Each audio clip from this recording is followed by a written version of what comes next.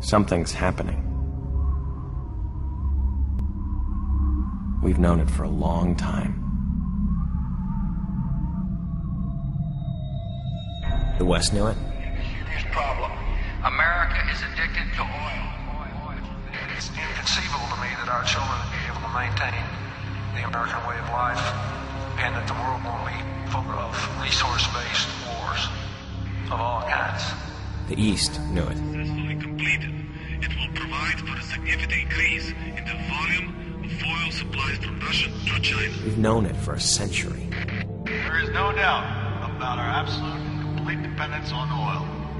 Without oil, civilization as we know it could not exist. Oil was running out.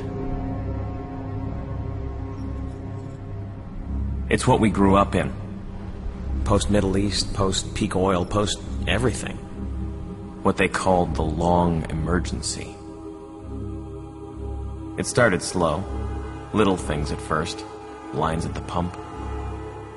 That hot summer of 2008, when the blackouts started lasting weeks. The avian influenza hit in 2009. I got taken out of school when there wasn't enough vaccine.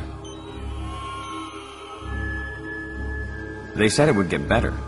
Something would save us. Biofuels, solar power, cleaner nuke plants, maybe. The Depression hit in 2012. Africa ran out of food, then we did too. People stopped trying to do anything about the problems and just tried to survive. We'd watched them starve for 40 years and it didn't seem real.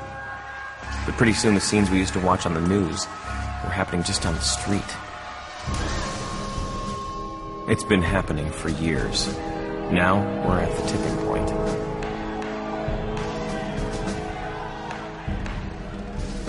I was 16 when the Chinese and the Russians figured out they'd rather fight us than each other. We didn't waste time forming the coalition. Now, we're staring each other down across the last wells in the Caspian. I left school for the affiliated press and they sent me overseas. Out here in Turkmenistan, you can see it clearer. In little prefab towns the oil boom left in Central Asia. This is where it's going to happen. In towns too small to have a name, built in 2 weeks by oil industry contractors.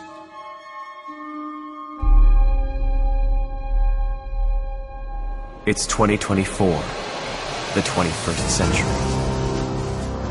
People ask me how we let this happen. I tell them, we always knew. The storm is coming.